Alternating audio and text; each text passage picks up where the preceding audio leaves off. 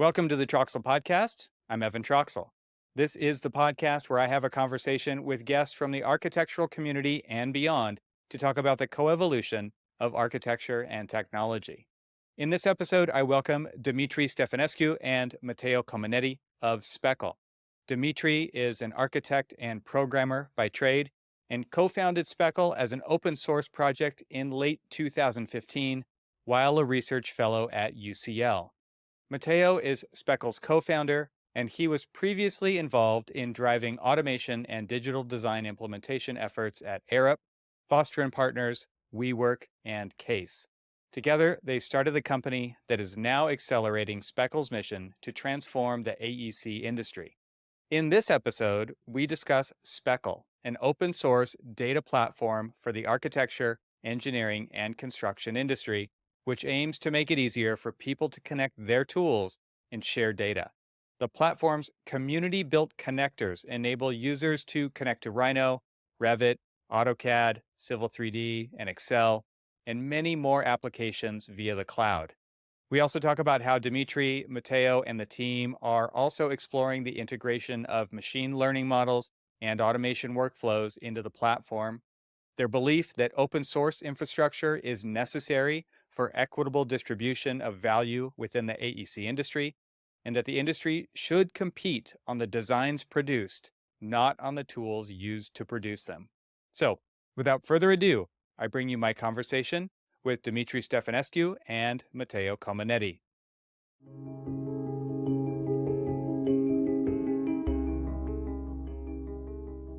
Matteo and Dimitrie, welcome to the Troxel Podcast. It's great to have you here today. Same. Thanks for having us. Thanks, Evan. It's a pleasure to be here. Yeah, this is going to be fun. The Speckle team, the co-founders are here. And how many years has interoperability been the buzzword for all things AEC tech? Quite a few, yes. Quite a few. I remember that being a specific keyword that many people on my team in the digital practice at our firm were searching for at Autodesk University, because this was the problem that we were all trying to solve, was how to get files and data between apps for so long. And I think it was Scott Davidson from the McNeil team who came on to the show, and he coined the term file formats are terrible, right? Like files in general, we've definitely seen a huge move away from files, and instead it's all APIs. It's all about streaming data back and forth. And you guys are right at the center of that. So let's go back and talk about how Speckle started and why this is something that you've committed yourselves to taking on as the challenge. Okay. Yeah. So there's going to be let's say an answer to that question that we cannot give fully. Like there's a little backstory to, a bit of cloak and dagger and mystery. All right. But the official version goes like this. Nice. Essentially, I was in UCL, a Marie Curie fellow, after a stint in AEC, like being a normal architect. And I was tasked with looking at why is the industry so lagging so much behind, essentially, many other industries who are profiting from the quote unquote digital revolution. And then obviously interoperability came up, as you said. It's an obvious place to look at. And with Speckle, it was when I started it off as a research project, basically, it was literally started on the assumption that actually maybe it's not necessarily interoperability that's the problem. It's actually getting people to talk with data, right? Interoperability is the process through which they do that, of course. But Speckle tried to provide essentially an alternative answer to essentially making files work together, like being able to import a proper Rhino file into Revit. Or going through endless tedious IFC exports. And I was super lucky to find the best co-founder ever in my first contributor to Speckle, essentially, Matteo. And I'll hand over to his side of the story now. Yeah, I was lucky to come across Speckle, I think, in the first place. I was actually at the time working on something very similar, but as many AEC firms, it was quite a corporate environment. So we were not allowed to share any of the tools we were developing.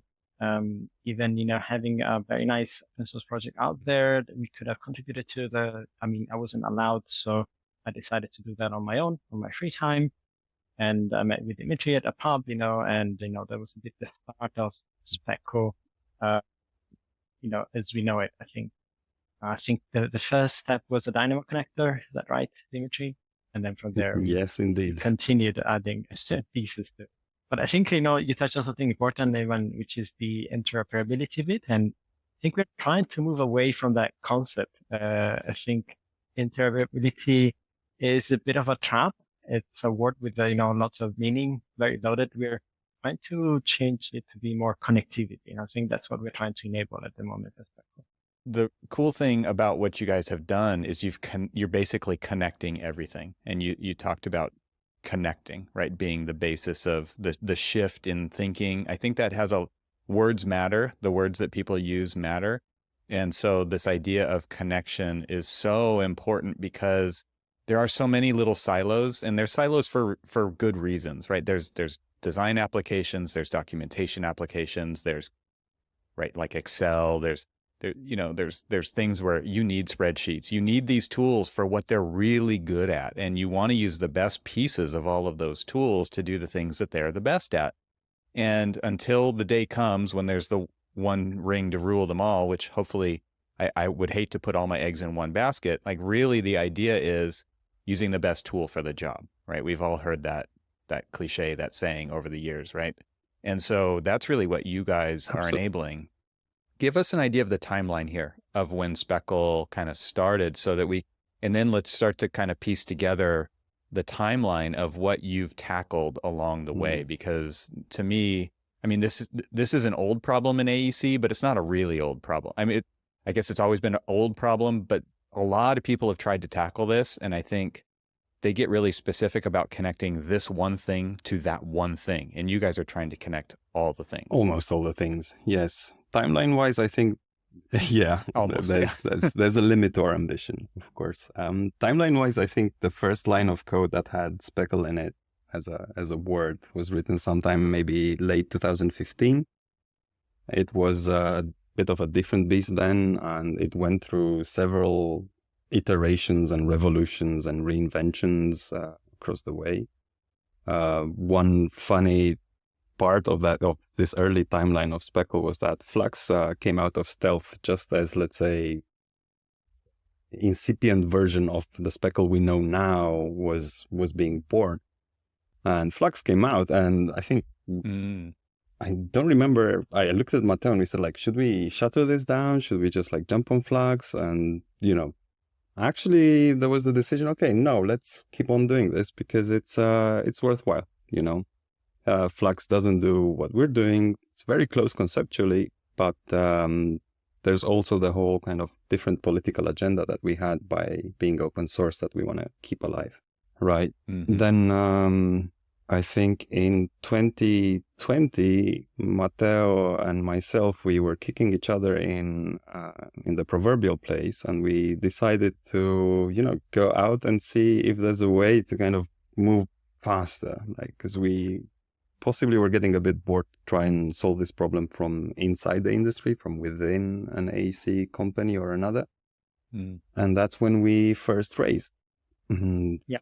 At the time we were, so to say, that's when the company was born.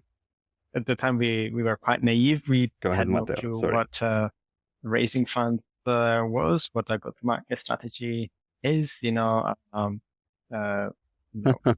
that pitch deck was. So it was a bit, almost unintentional that we started raising, spoke with investors, we found some amazing partners along the way that, understood open source, and they gave us the conviction that, VC money is not bad per se. You just need to find the right partners and be aligned in mission. And, they gave us the right, resources to start Speckle as a company. It's interesting that you brought Flux back up. I haven't heard that in a long time. And it's like a long forgotten past of connecting some apps in AEC. I'm sure it's near and dear still to some people. You do hear it come up in different presentations of kind of going back and talking about the history. How did you guys feel when that went away? I mean, you guys obviously outlasted them. You've played the game of Survivor better than they did. I mean, like you said, they have different motives for sure. And I'm sure that had a lot to do with it, of what they did or did not find as a response from the AEC industry. Kind of talk through that part of it, because I mean, did you feel like this weight lifted off your shoulders, or was it more like then you doubled down, or how did that whole thing play out in your guys' I think we were minds? not very well positioned at the time to double down and to accelerate. My first reaction was, thank God I didn't stop working on Speckle, because otherwise my PhD would have been dropped out. Like, I wouldn't have essentially access to the data that I needed to do my research. Second reaction was, oh, look, there's a bit of a panic inside the AEC world, inside the cool kids club of computational designers, so to say. And that's when we tried doubling down, but actually we didn't have the resources to scale up development to the extent that we would have liked to. It was also a bit of a disappointment. And when we started the company, we looked quite deeply, or as best as we could, obviously, into what went wrong with Flux. How did people react to their pricing strategy? How did people react to them not being open source or not offering kind of control over data residency and so on? But at the same time, Flux was amazing for us because it literally paved the way in terms of mindshare across AEC. People expected a tool like Flux to exist now. They were not content anymore with swapping files and, here's a Google Drive link, here's an attachment, here's my PDF attached to this email, etc. Yeah.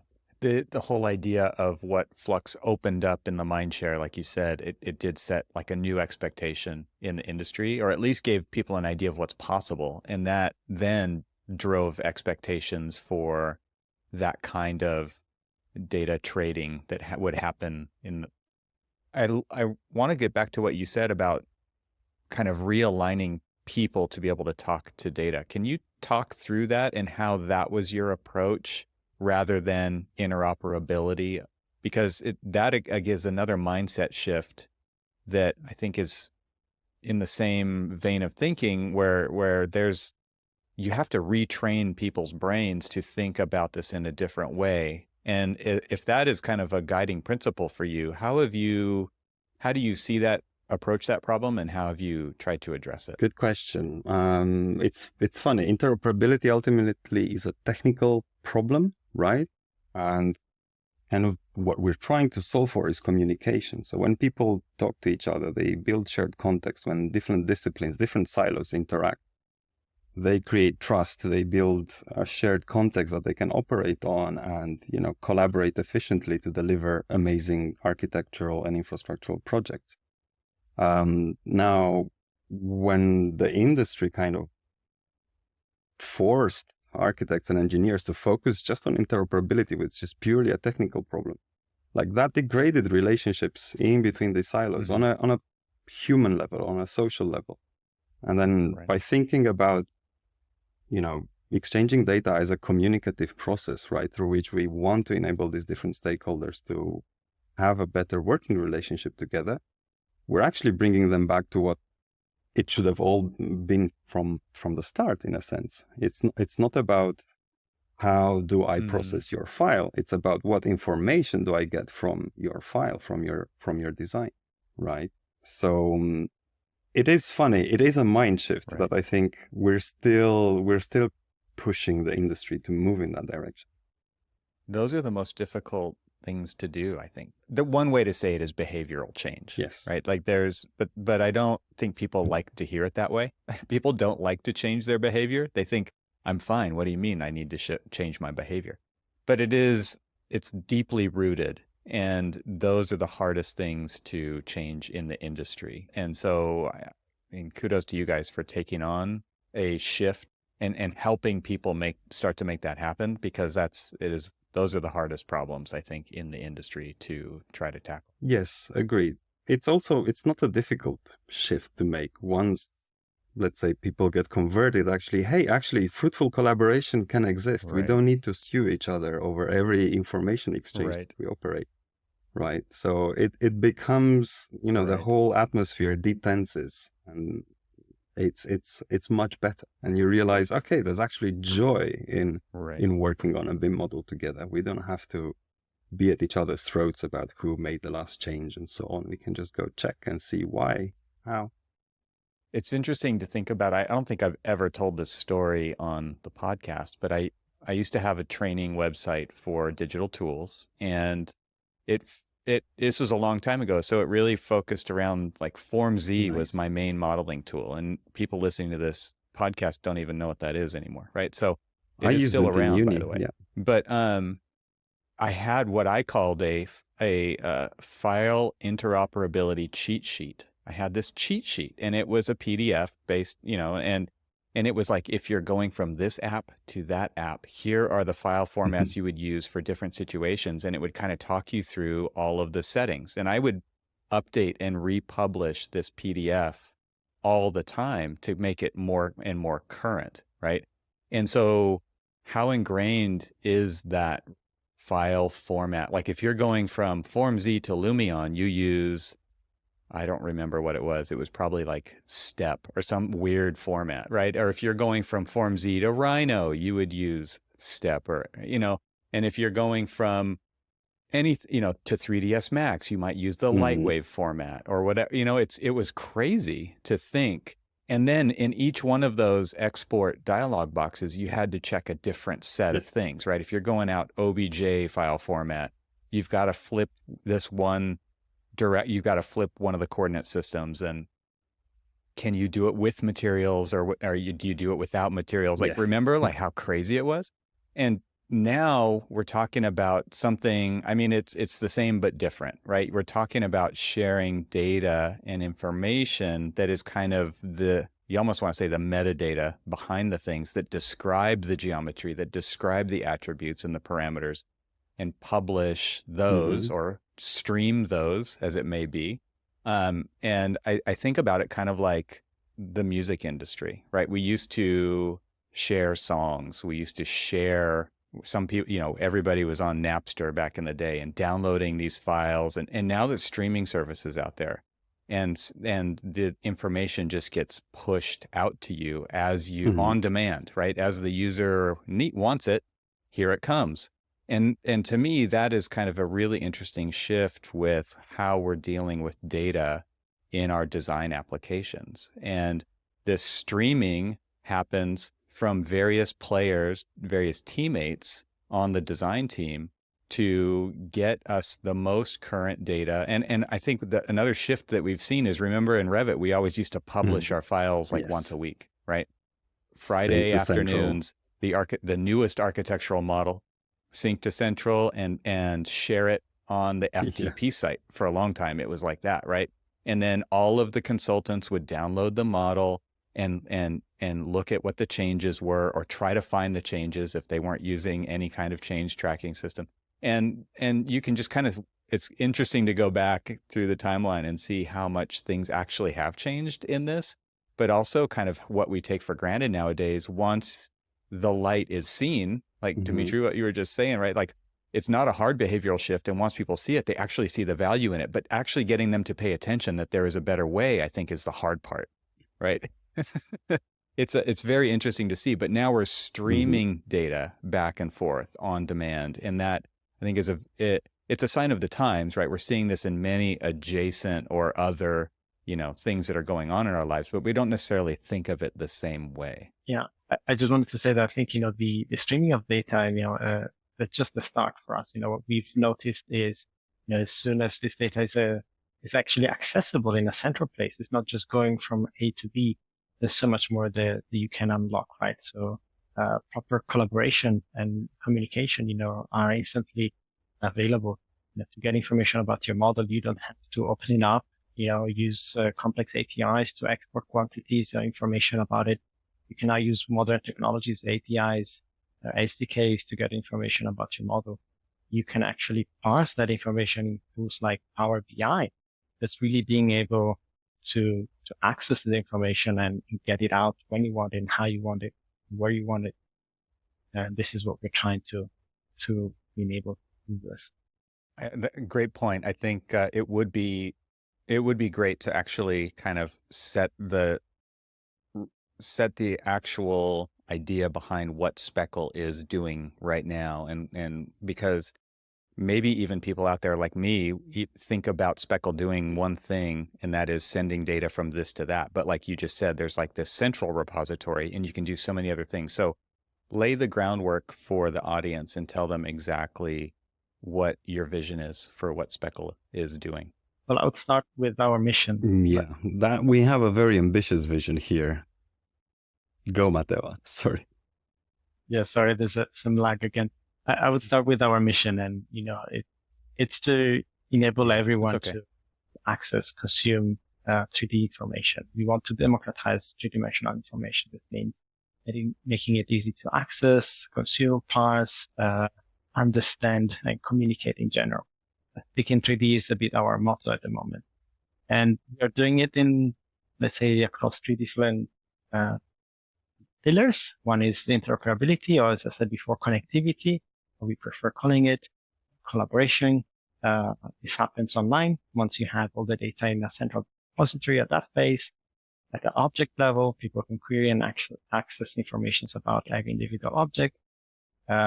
You're enabling, collaboration across the different stakeholders, across the different designers, across the different people involved on a project. But you can also then enable automation and workflows that automatically, do something on top of your data. And here we're taking inspiration on tools that developers are already used to, like CI and CD, being able to create dashboards, being able to check the quality of your building, and being able to, just run custom logic on what you've done. This is the third, let's say, main direction which we're pushing Speckle. And I'm sure Dim has something to add. Not really.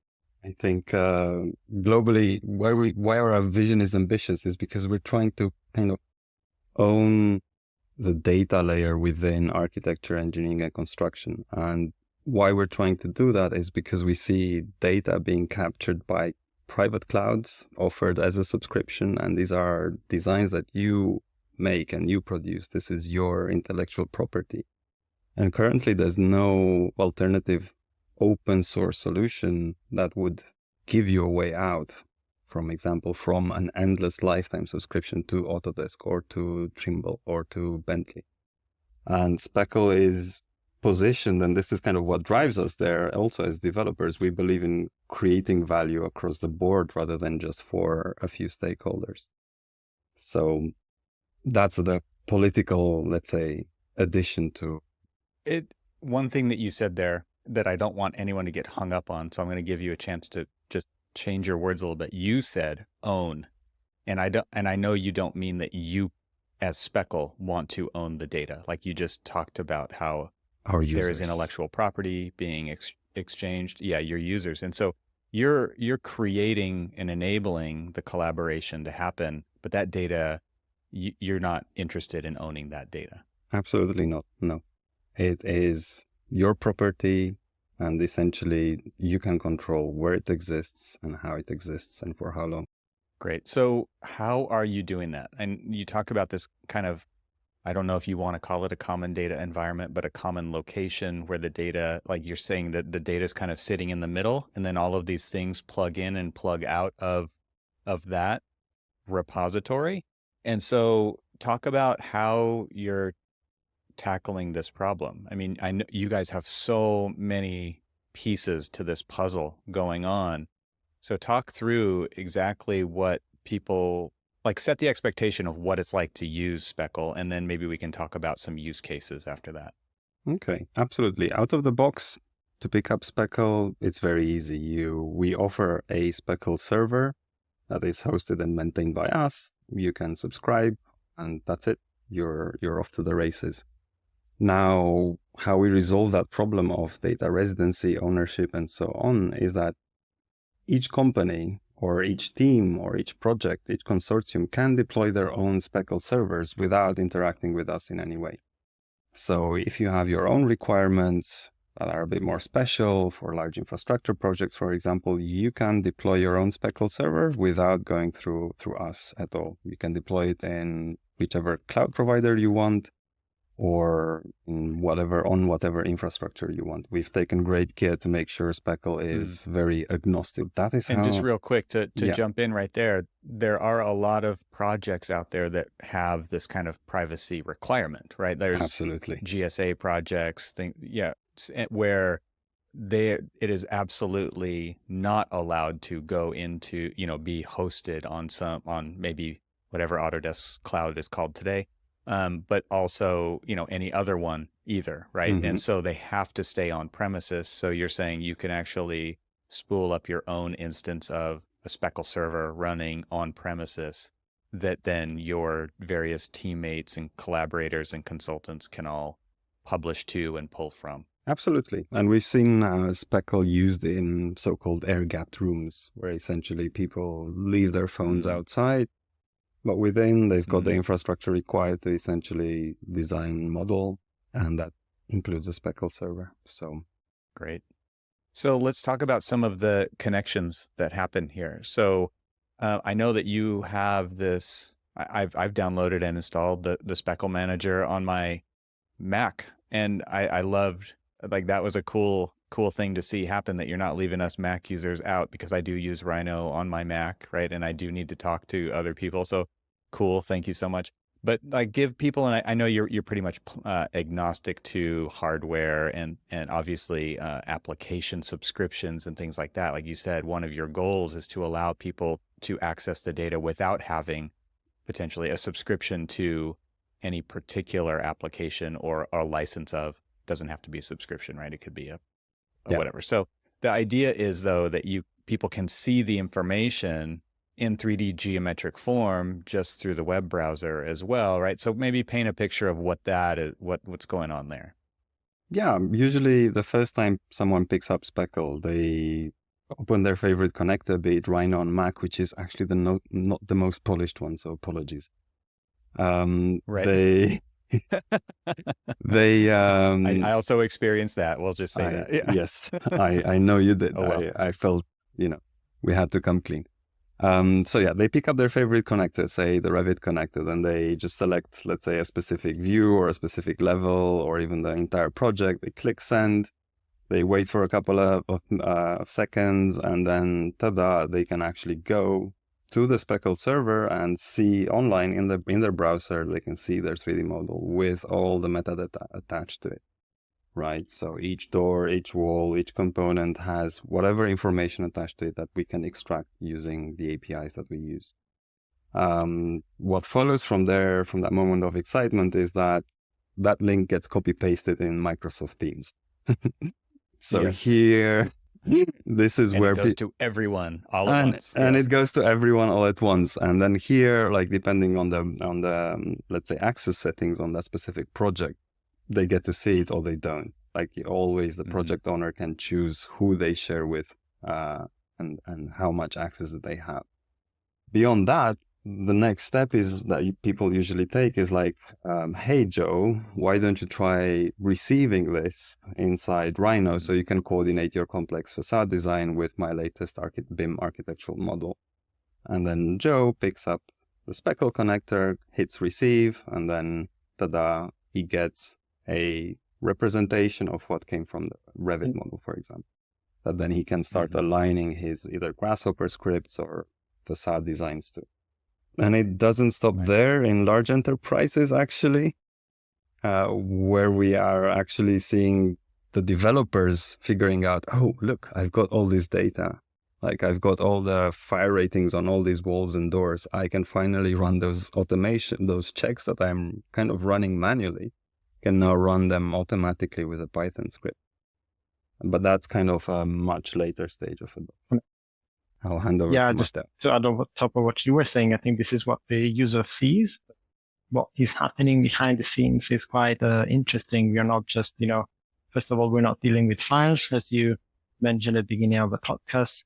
We're working with data. We're working with in this case, the Rhino API or whatever the host application is, extracting the geometrical information, metadata as raw data, and sending it to the Speckle server. What this means is then it's possible to programmatically query, any of this information without, needing a specific software license without having to pull the entire model. You can just get the pieces that you need. The second very important thing is that every time you hit send or publish, every time your model goes from the host application to Speckle, we are creating a version of it. So it's always possible to go back in time and see what are the changes. And one actually very exciting features that we are about to release is being able to see visually versions of the same model after you've published. So being able to see, who's changed what and when and how, it's going to be much easier. And this is really opening the door, for many things that we can then enable on the website of things, such as, maybe issue tracking, class detection. There's so much that, we, constantly being requested by our lovely community members in terms of, we love to do this in a web native environment. When can you do it for us? And you talked about, Matteo, like Power BI, being able to pull the information into there, where I think one of the important things to say about that, and I would love for you to elaborate on this, is a lot of times people have a tool, they've already got it, right? And so giving them access to maybe a different kind of information than they're used to seeing, or be able to grab insights from this architectural data and look at it in a different way, or query it in different ways. I mean, I remember Nathan Miller from Proving Ground years ago at AU having a Power BI dashboard of a Revit model, right? And querying it, like asking it a question using, I think back then it was Cortana, right? Now that's long gone, ancient history in Microsoft terms, but I could immediately see the ability to, you could actually just use natural language. You could speak a question into it potentially, and it would show you that information. And for many people on a team who are not the super nerds on the project, right, this opens up doors. And this is why we're seeing ChatGPT take off, right? Because the UI is something that everybody already does. Is I can ask a question, right? I can just simply ask a question in normal terms, and it understands me. That's what we're getting to, I think, by allowing this data to be read by whatever can read it. And a lot of times that being a tool that they already have that they're maybe not using, or maybe using for something else, but hopefully already know how to use. That's an amazing thing. I'm sure that's just like a light bulb goes off for those users. Yeah, absolutely. What I always say in these circumstances is the motto of, a company I used to work with called Case, which you might remember was, buildings equals data. And, I think people are maybe starting to realize just now a bit better what that really means is, the power of data, the power of being able to get information out of it quickly and parse it with different tools. And just the past week, I think we saw 2 super exciting demos created by Speckle community members. They created integrations of Speckle and some AI chat-based AI platforms. So we had an example of ChatGPT. It was a Pandas AI integration where, again, you could ask questions and it would, answers with information coming from the model. And we had another one also super exciting. It was using Longon AI and the Speckle comments. So within the 3D viewer environment that Speckle offers, you can, add comments. Usually it's users who post comments. And in this case, you would have an AI replying to your own comments and answering any questions you had on the model, on the selected objects, and also on any attached PDFs or files that were touched on the comment themselves. So you can really see how, having data that is more accessible, is extremely powerful. Being able to parse it with Power BI, business intelligence tools, brings extreme value to our users. And our Power BI connector is one of the most successful ones, I would say, which I didn't expect. And then tools like, AIs, they're just making it easier for us to access and consume this information, really taking a lot of the effort of dragging, dropping components, parsing the data. The whole idea of, and this seems so basic, but I don't know that maybe not the audience for this show, but the wider audience, the people that those people deal with in their firms, for those people to be able to just say, show me all the fire rated walls in this project, that would be a big deal, right? Because humans are so good at pattern recognition, right? During the QA QC process, that could be an invaluable tool. Show like how I could just say, how many classrooms are in this school, right? And just to double check that we're actually meeting the program could be such a big deal. And it's those kinds of basic things like that are overlooked, I think, when we talk about kind of the density of the information that is encoded into these models, and actually being able to filter that's what our eyes, that's what our senses are doing every day, right? We're filtering out 99% of the information so that we can actually deal with whatever's right in front of us. But that information is also in our models. And for us to quickly, with natural language and our eyeballs, say something and then see something, I think is just the opportunities there for, I mean, quality control, one thing, but just making sure that we're actually on track. That to me is just such a huge, huge thing that you are enabling people to be able to do. It's really fun to watch the technology advance to the point where because somebody just asked me this question, like, what's one of the biggest problems in AEC? And it's like, it's not easy enough for more people to get involved, right? The stuff that you're talking about, I mean, this is why it is so hard to adopt tools this is one of the big reasons why we are behind. I mean, you talk about coming at it from this collaboration and connection point of view, but I mean, we all know how complex it is. We know that the projects are only getting more and more complex. We also know that innovation is happening at a pace that will outstrip adoption any day of the week and is only getting bigger, right? The gap is only getting bigger. So to see this kind of excitement around the large language model, chat GPT style AIs out there to be able to reduce large data sets down to simple queries, I think that directly applies to the work that you all are doing, and that could really help the adoption of technologies like what we're talking about. Yeah, agreed, 100%. And here, kind of what we're most proud of is that it's not us that built that integration, it's our community that built it.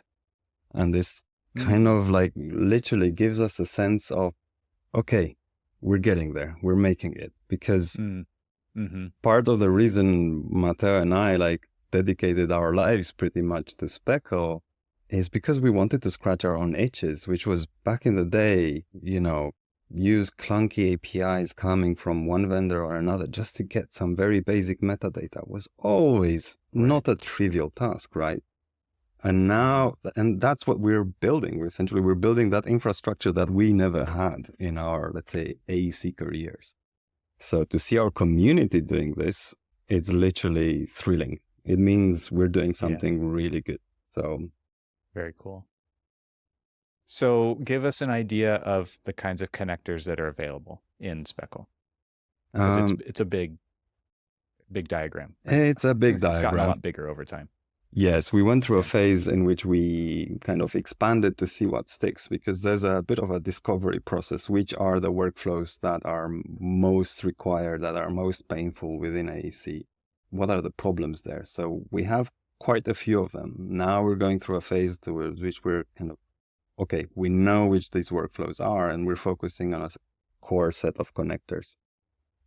So we are connecting essentially to Rhino, Revit, the usual culprits, AutoCAD, Civil 3D, ArchiCAD in a very early beta stage currently.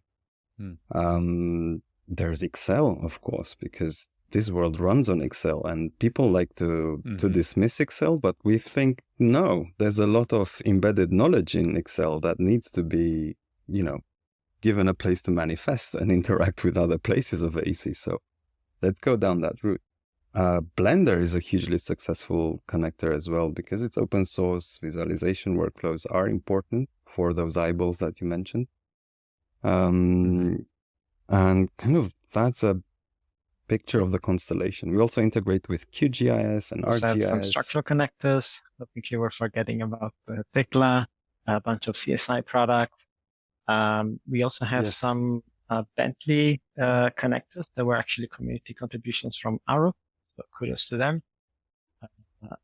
And I think those are most of them. It's 25. So it's easy to let some flip times. Thanks. Wow.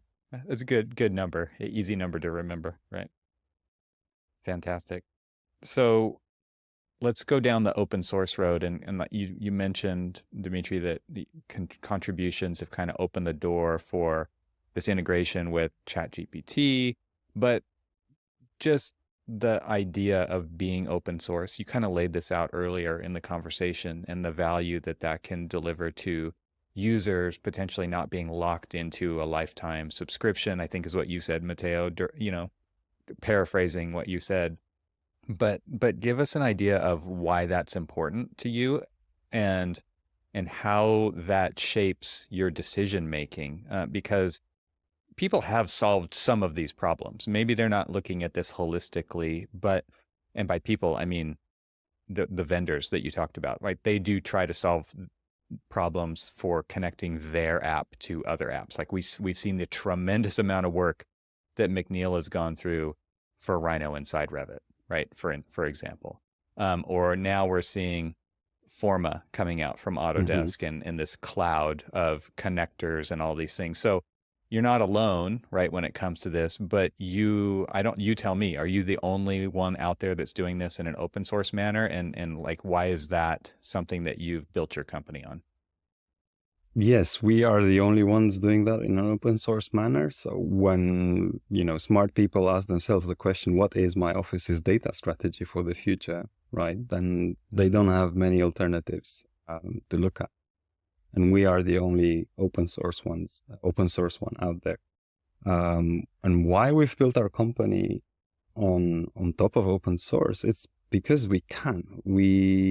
There are commercial open source models that exist. There are open source companies out there developing open source software that have crazy valuations and make crazy amounts of money. Open source is not free as in free beer. This is Matteo's metaphor now. Open source means you have the recipe to make on making bread, right? But if you want to make bread, you need to pretty much come with your own ingredients, purchase them, assemble them, and create bread. So essentially, kind of a for-profit goal as a company is not at all at odds with creating equal value within the industry. Something to add. Yeah, I would like to say that, one key reason for which Speckle is open source is that, we are building infrastructure at the end of the day. And infrastructure, imagine roads and bridges, connecting digital tools and data silos, only really works if, you can really, utilize it.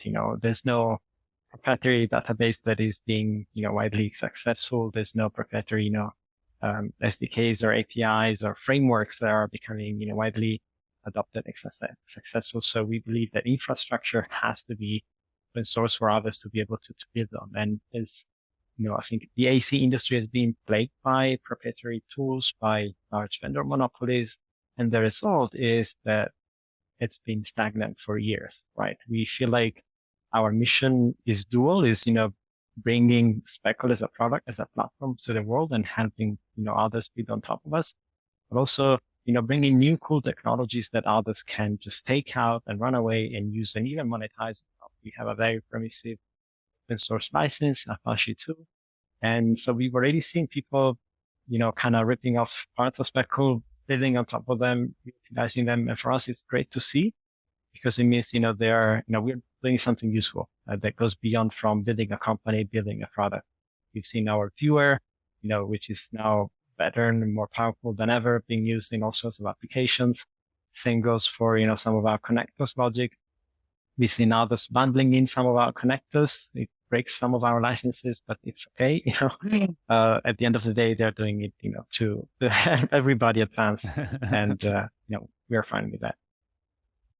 It's interesting to think about how the industry has been held back by this idea of the intellectual property. You guys both talked about how you worked at firms where you weren't allowed to share, and this became kind of your nights and weekends project to build this open source product, but also community, right, of contributors who are helping to make this happen.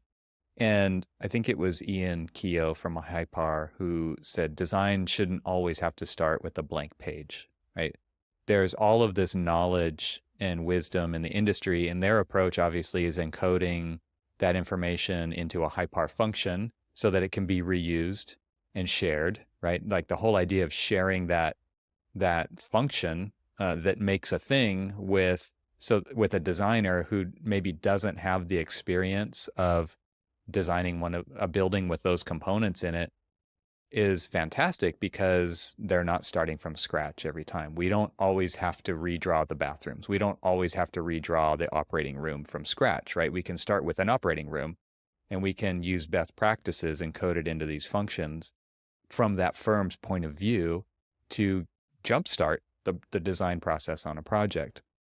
This idea where you said people are ripping Speckle off and it's totally cool is an amazing point of view to witness, you say, because we don't see that very often in AEC. But we also can't deny that it happens all the time. When an employee leaves a company and goes to work for another company, they take that knowledge with them. It's not like the experience starts over, right? And so I think it's important to acknowledge that this happens all the time on the human level.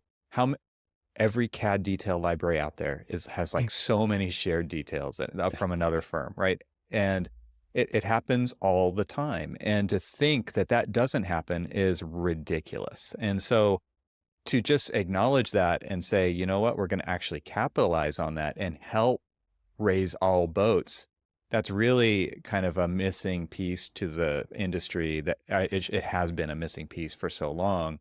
And you're enabling the raising of the boats to happen by saying, you know, if you're on the right track, if you're making something that somebody wants to quote unquote rip off, right? Because it's useful, it's valuable, but it's also going to lead to additional innovation by something maybe you never even foresaw. I mean, I think that's, to me, one of the most exciting things about sharing information and this, you know, the whole trademark and patent system and, you know, like there are some expiration dates, but the idea of things being like totally protected, it does stifle innovation, right? So there are big trade-offs in these decisions that are made that aren't necessarily fully foreseen when those decisions are made.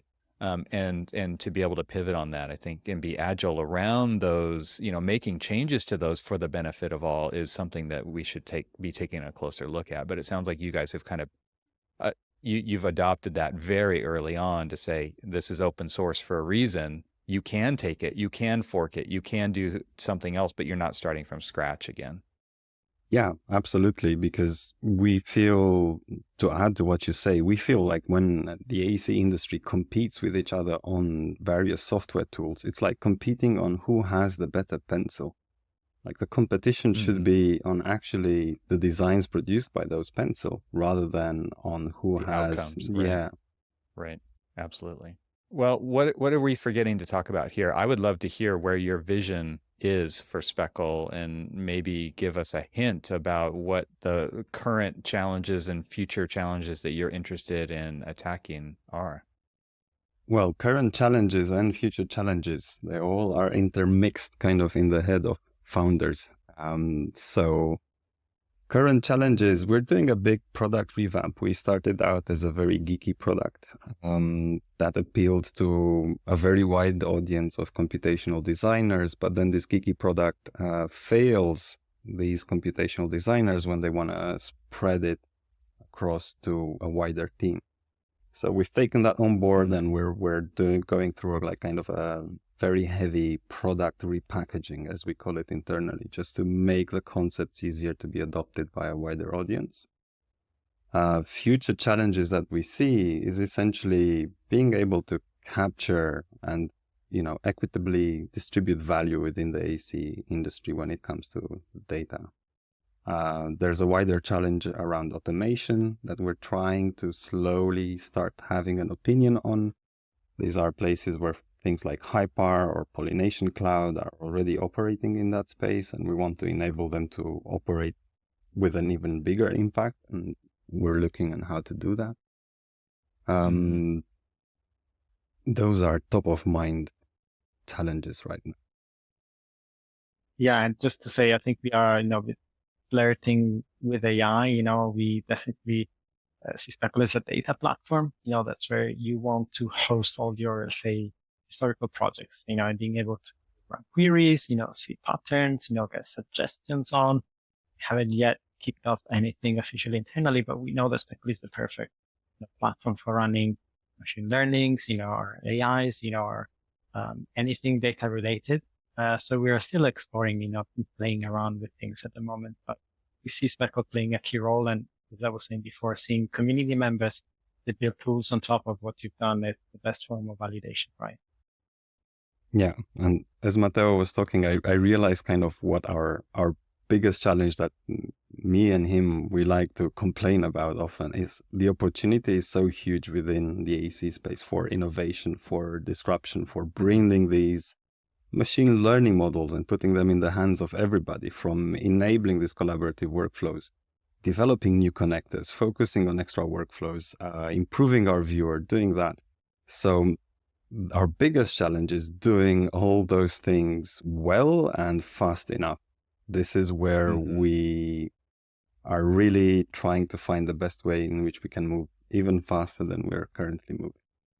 And what you said to kick that section off about making this more approachable to an even wider audience, I think gets back to that idea where I was speaking about it's too difficult for so many people to get into this. And so really what would this look like if it were easier as kind of a guiding principle? I think that a lot of software companies could work from, and I think they are. I think we are seeing that. We're seeing, the smartphone changed everything, right? There's an app for that. The UI matters. It's so it matters so much for adoption of a tool, and for you to get adoption of Speckle out there, it really has to be so intuitive to use. I think it's one of the things that Apple or Steve Jobs or whoever was so good at, was like, you already know how to use this. Like there's no learning curve, right? Like that was really kind of a game changer when it was like, no, the tool is more powerful and it is simpler. I think that's that special secret magic sauce that, is really the convergence of those things is what enables something to take off. And so I hope for the best with what you guys are doing, because it's a tall order. The bar in the IT industry Matteo. is quite low. If you look, the interfaces of most of the tools that people have to use on a daily basis are not, the best. A lot of the shit that we get, Right. from users is, I love the, Speckle UIs, the interface, the clear. But we instead want to set our bars very high, and as you say, trying to make them as user friendly and intuitive as possible. So definitely a big challenge, nonetheless. Well, tell everybody where they can find what you're working on, follow along, and contribute. I think an important piece of this, because you are open source, I'm sure there's a lot of people listening to this who would be interested in not just using, but also maybe they have an idea or they want to see what's going on under the hood. And so I'll include links to all these in the show notes so that people can easily click on them, but I would also love for you to say them to them. Absolutely. So probably the best place for a person new to Speckle to look at what's going on is our community forum, which is speckle.community. I know it's a strange URL, but it exists. Then our GitHub organization is Speckle Systems. And then obviously our website, which is speckle.systems. Probably the most fun part is our community forum. And so, if you want to try Speckle, you haven't tried it before, you can get a free account, unlimited resources that you can create unlimited projects at speckle.xyz. So you get an account if you haven't yet. Yeah, I think everybody needs to take it for a spin. And because you have 25 different connectors, it won't be difficult to find one to play with. And then that opens the door to the next one. And then the dominoes start to fall, which is fantastic. So thank you both for taking the time to have this conversation, get the word out about what you're doing in the open source community in AEC.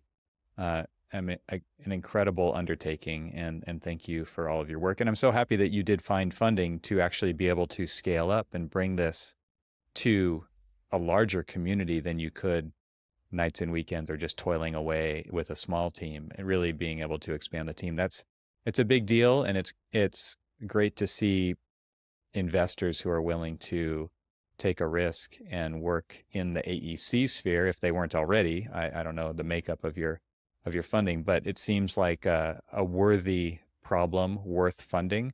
And so, I'm rooting for you guys. This has been a great conversation. Thank you, Ivan. The same. Thanks for having us. And thanks also to all our supporters. We wouldn't have made it without our community, our contributors. This is really a shared effort. Especially the crazies who joined at the beginning, Alan, Claire, and so on. Yes. Great. All right, guys. Thank you very much. Thank you, Ivan.